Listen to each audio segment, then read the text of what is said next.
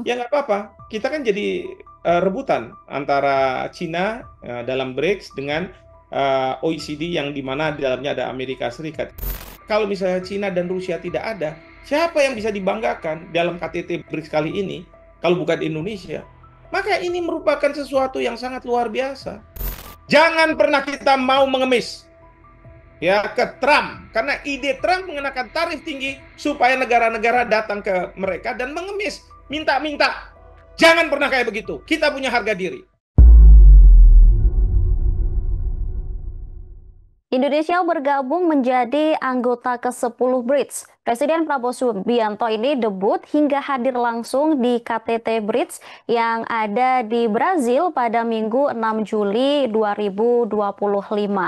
Presiden Prabowo ini kemudian menyuarakan sikap dan posisi Indonesia sebagai bridge builder atau membangun jembatan atas berbagai isu global. Bahkan Pak Presiden ini langsung mendapat sambutan dan ucapan spesial dari Presiden Brazil karena bergabung menjadi anggota BRICS.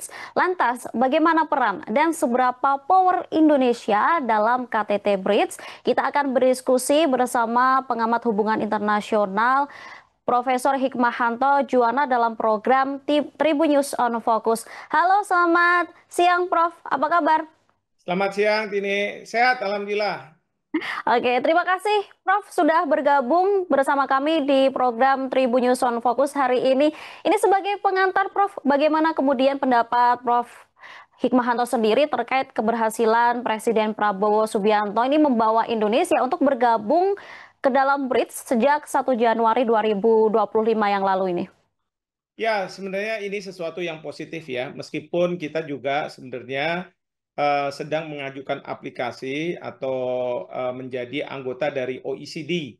Nah, kita tahu bahwa politik luar negeri kita adalah politik luar negeri bebas aktif, jadi kita mencari berbagai peluang di dalam berbagai organisasi, khususnya di bidang ekonomi di OECD kita menjadi anggota, mudah-mudahan kita bisa diterima, dan kemudian di BRICS kita sudah diterima per Januari 2025 kemarin. Dan intinya adalah keberadaan kita di dua organisasi atau blok ekonomi ini adalah sebenarnya dalam rangka untuk memberikan kontribusi yang positif bagi kedua blok ini dan kemudian juga memberikan manfaat kepada Indonesia karena perlu diingat bahwa pasal 3 Undang-Undang Hubungan Luar Negeri yang menyebutkan bahwa politik luar negeri kita bebas aktif dan kemudian diabdikan untuk kepentingan nasional. Jadi itu yang juga harus digarisbawahi. Jadi seperti itu sangat positif dan kedua kita juga ingin membangun New Development Bank yang ada di dalam BRICS gitu ya. Sehingga ketika kita mendapatkan pinjaman itu tidak harus selalu dari negara-negara yang selama ini mungkin tergabung dalam OECD atau lembaga-lembaga internasional, keuangan internasional seperti World Bank dan IMF.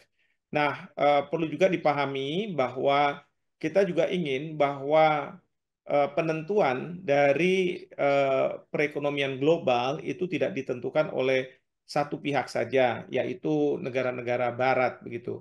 Tetapi juga negara-negara seperti Rusia, Cina, termasuk kita Indonesia bisa juga menentukan arah kebijakan dari perekonomian internasional yang intinya harus memberikan manfaat bagi dunia. Jadi seperti itu. Baik, ini kan bergabungnya Indonesia ke dalam BRICS ini kemudian menjadi gebrakan dari Presiden Prabowo di masa pemerintahannya begitu ya, dan kemudian akhirnya memberikan manfaat kepada Indonesia dengan bergabungnya ke BRICS ini ya, Prof ya.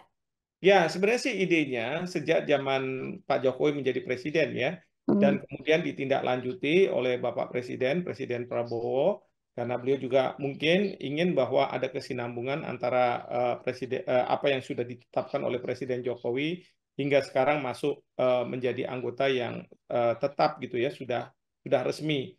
Dan ini luar biasa komitmen dari Presiden Prabowo karena beliau pada kesempatan ini langsung hadir meskipun pada kesempatan pertemuan BRICS sebelumnya beliau tidak dapat hadir karena pada saat itu beliau baru saja dilantik dan kemudian membangun kabinetnya sehingga tidak memungkinkan untuk beliau hadir di BRICS pada KTT sebelumnya. Nah, tapi Baik. sekarang ini sepertinya Presiden Brazil, Presiden Lula yang kebetulan menjadi ketua dari BRICS pada saat ini sangat menyambut positif. Saya mendengar pidato dari Presiden Lula yang mengatakan bahwa kita kedapatan tamu yang istimewa, special guest gitu ya, yaitu dengan menyebut nama Bapak Presiden kita Prabowo Subianto. Jadi ini juga sangat luar biasa. Dan yang kedua, Presiden Lula dari Brasil juga mengatakan bahwa BRICS ini sebenarnya kelanjutan dari ide non-aligned movement yang dicetuskan di konferensi Bandung, konferensi Asia Afrika. Nah, jadi ini juga ditegaskan oleh beliau. Ya, jadi warna Indonesia ini sudah terlihat. Tentu kita akan menantikan pidato Bapak Presiden ya sebelum beliau-beliau membuat Leaders Declaration ya. Nah, nanti kita akan simak mudah-mudahan kita berharap bahwa pidato Bapak Presiden akan menggelegar sehingga memberikan kontribusi yang positif bagi BRICS.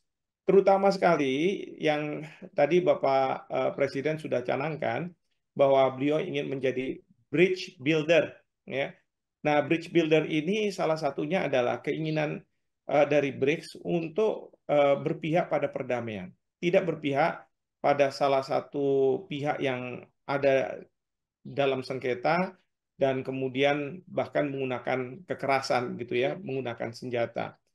Nah, ini penting ya, karena apa? Kalau bicara ekonomi tanpa perdamaian, stabilitas, maka tidak akan terjadi.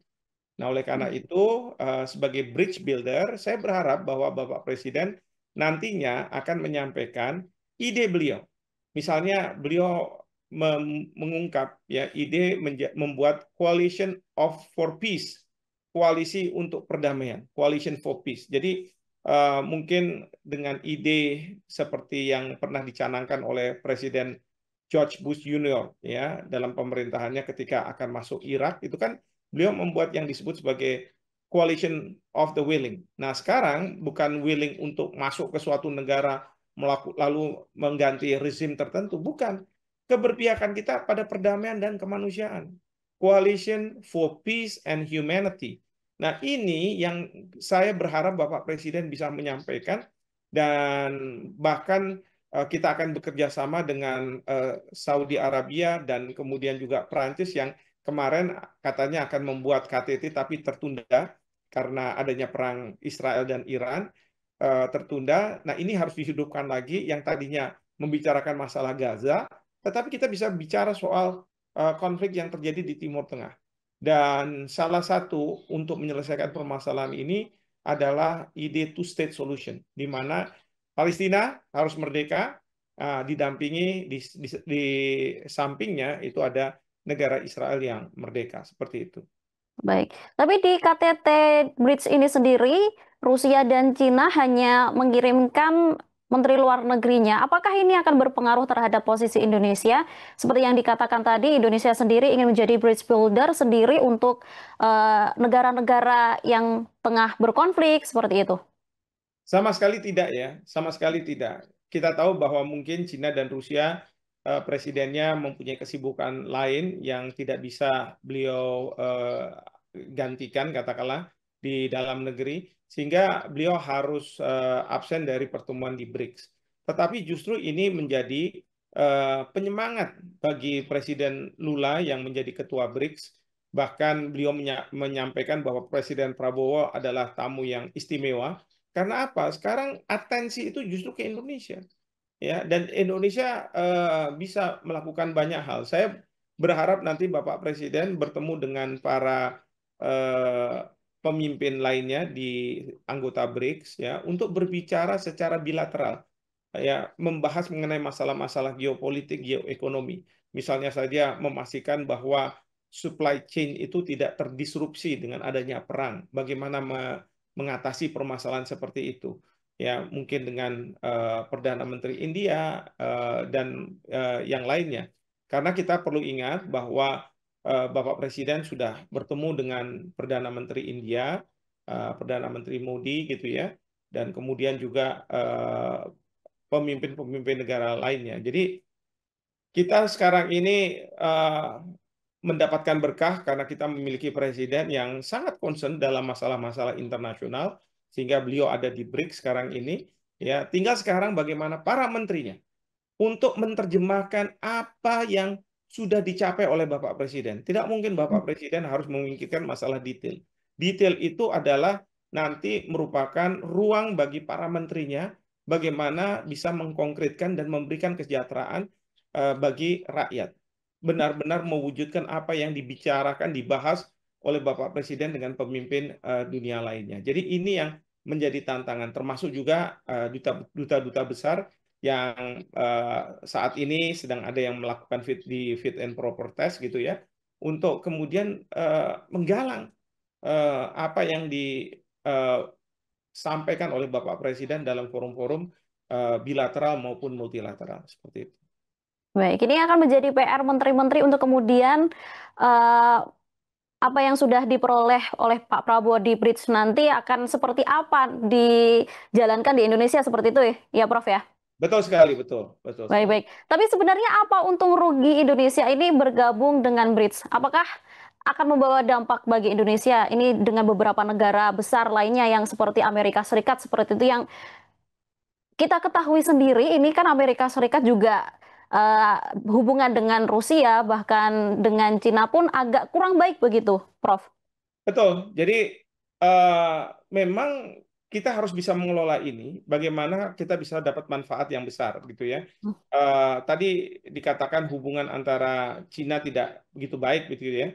Ya nggak apa-apa. Kita kan jadi rebutan antara Cina dalam BRICS dengan OECD yang di mana di dalamnya ada Amerika Serikat. Karena memang pangsa pasar kita bagus. Lalu kemudian kita punya pemimpin yang sangat apa namanya, sangat cair ketika bertemu dengan pemimpin dunia lainnya. Bahkan beliau bisa berkontak melalui telepon dan lain sebagainya, sehingga apa? Sehingga menurut saya ini perlu dikapitalisir. Misalnya sekarang kita dikenakan tarif oleh Amerika Serikat, nggak apa-apa. Kita akan bermain mata dengan Cina, dengan Rusia. Jangan kemudian mudah menyerah. Ya, Bapak Presiden pasti saya yakin nggak mau tuh kalau misalnya menyerah-menyerah seperti itu. Kedaulatan harus kita tegakkan. Jangan sampai nih para menterinya memberikan masukan-masukan kepada Bapak Presiden dengan ketakutan dan sebagainya. Jangan. Justru kita bisa melihat mungkin ya pangsa pasar yang ada di negara lain. Bahkan terkait dengan mungkin pinjaman, kalau selama ini Amerika Serikat, kemudian juga Cina, gitu ya.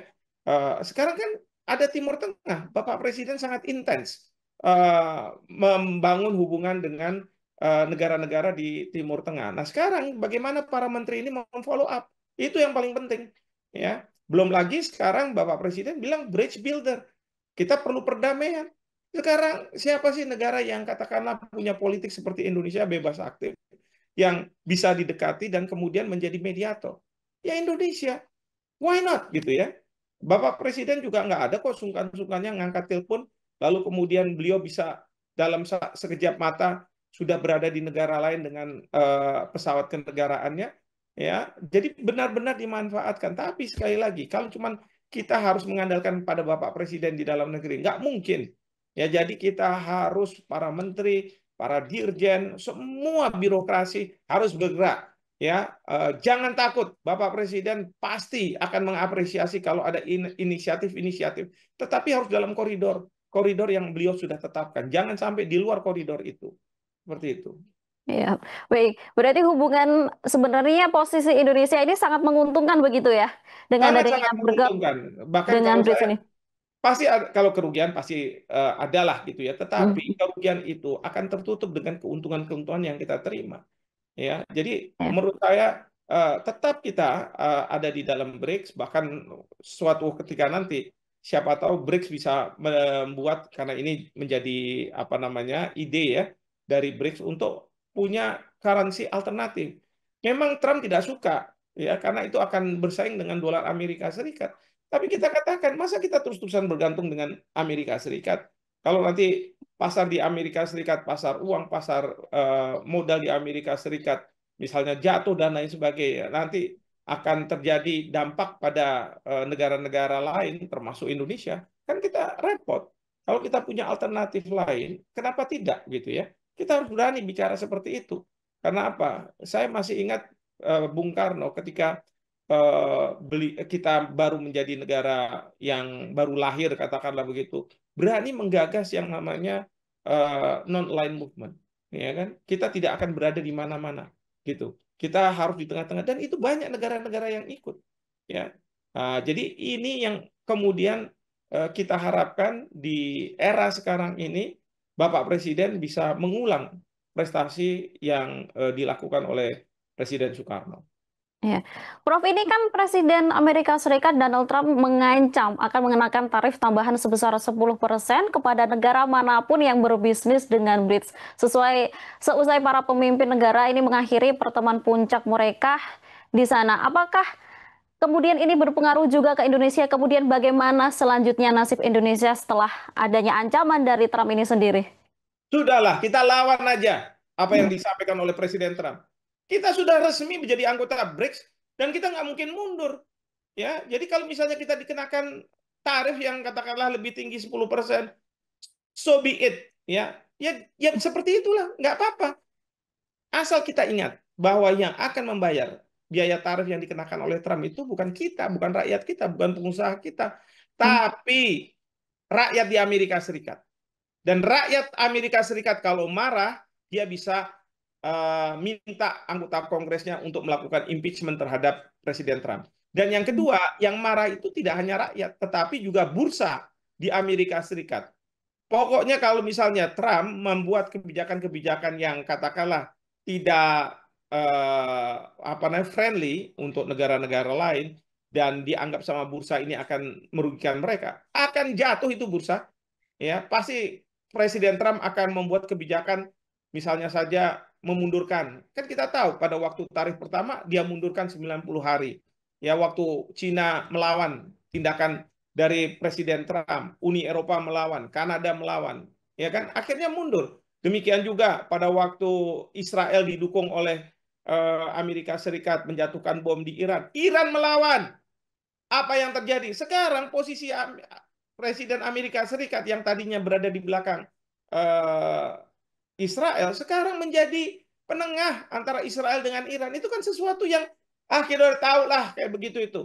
Ya, jadi jangan kemudian kita Indonesia ini para menteri dan lain sebagainya ya tidak bisa menerjemahkan apa yang diinginkan oleh Bapak Presiden. Ya, jadi itu yang saya minta sekali.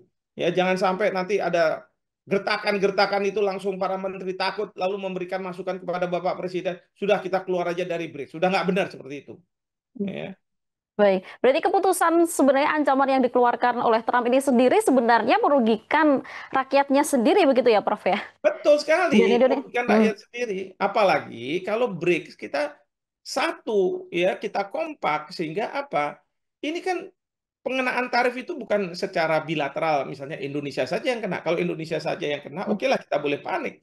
Tetapi ini kan ke semua negara, ya kan? Saya selalu mengandaikan gini, Amerika Serikat itu punya ketergantungan terhadap apa namanya palm oil, ya minyak sawit. Nah, kalau misalnya di dunia ini hanya Indonesia dan Malaysia sebagai player yang besar gitu ya untuk memasok minyak sawit ini, kalau dikenakan kita Indonesia dan Malaysia, siapa yang kena? Ya pastilah rakyat Amerika. Jangan pernah kita mau mengemis ya ke Trump karena ide Trump mengenakan tarif tinggi supaya negara-negara datang ke mereka dan mengemis, minta-minta. Jangan pernah kayak begitu. Kita punya harga diri. Ya, itu yang harusnya digarisbawahi oleh para menteri. Pedoman itu, ya, tegak lurus sama presiden. Itu. Oke, baik. Berarti ancaman itu sebenarnya jangan ditakuti, kita lawan bersama-sama biar nantinya Amerika Serikat lagi-lagi eh, takut akan kehadiran BRICS sendiri begitu ya, Prof ya? Betul, betul sekali. Oke.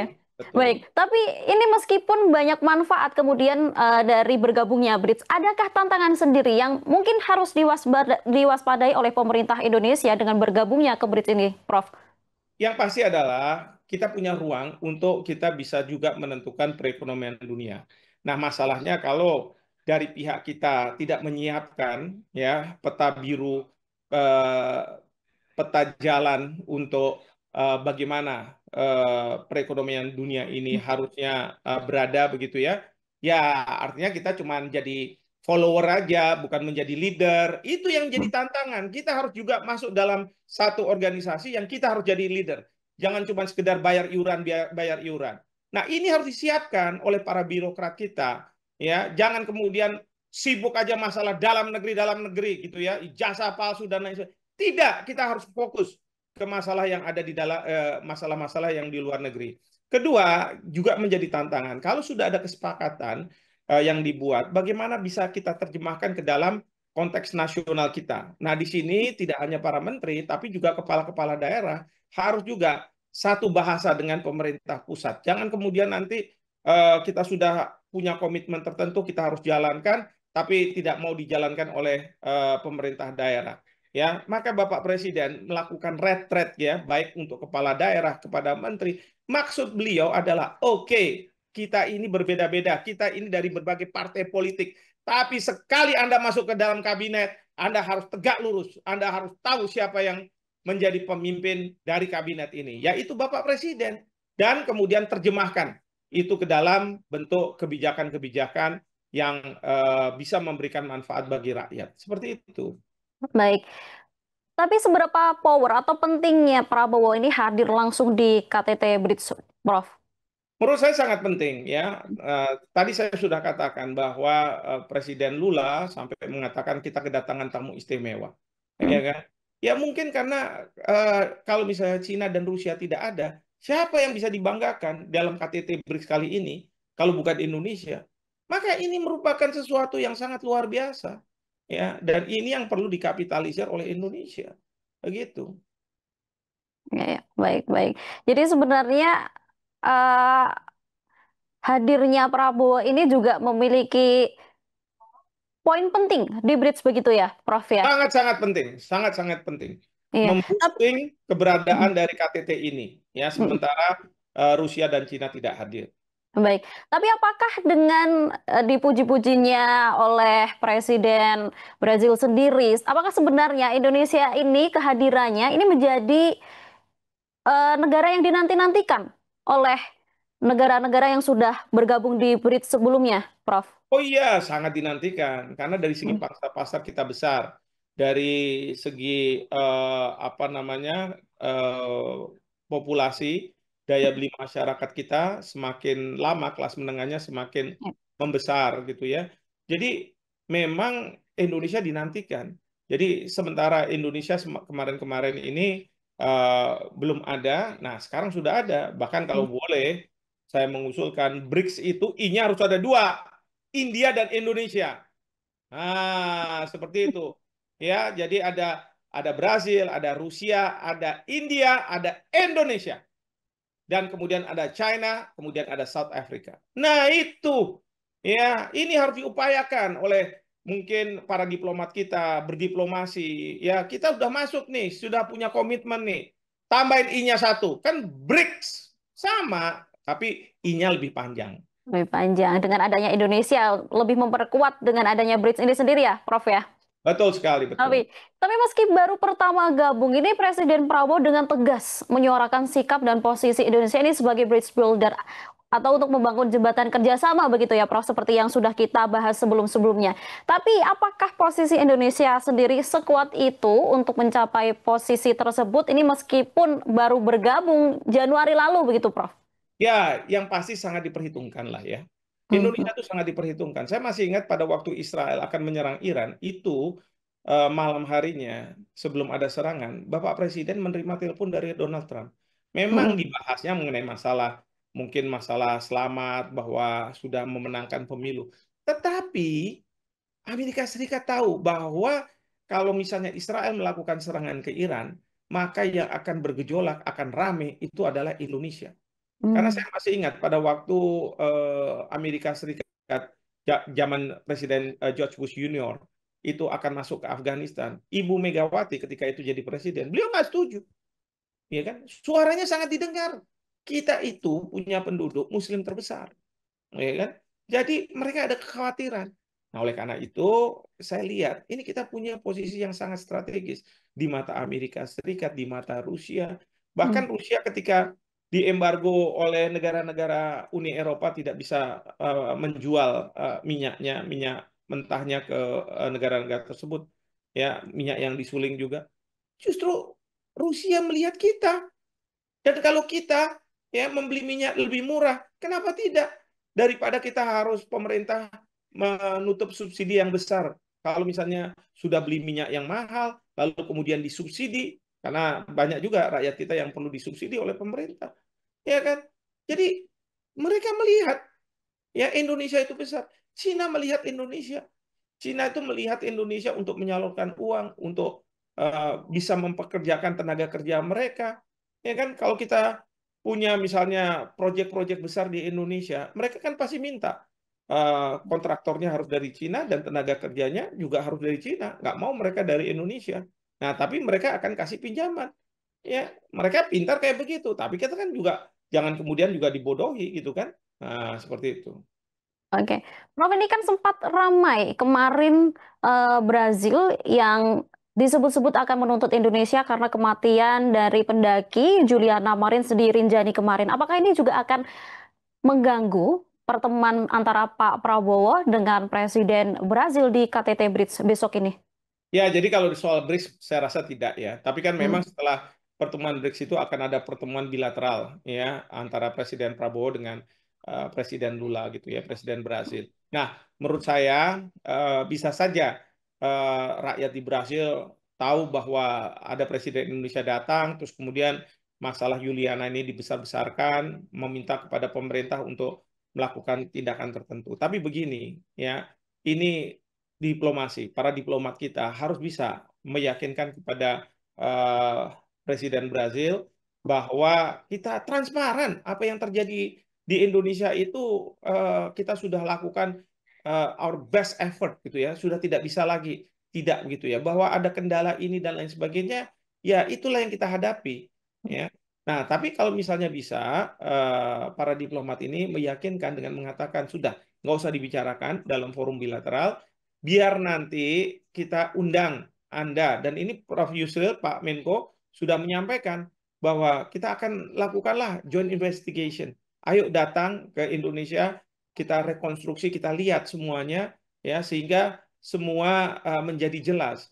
Karena memang kalau saya nih sebagai orang hukum gitu ya, melihat satu fakta, cuma satu fakta saja, itu kadang tidak memadai. Jadi kita mudah untuk mengatakan bahwa oh, ini salah gitu. Tapi kalau ditambah lagi fakta-fakta lagi, baru kemudian mereka menyadari bahwa oh iya, memang sudah dilakukan sesuatu yang paling maksimal bisa dilakukan. Jadi tidak perlu diprotes lagi. Bahwa nanti keluarganya akan menggugat, itu biarkan keluarga, tetapi nggak usah kemudian dibawa antar pemerintah. G2G itu tidak perlu. Demikian. Baik.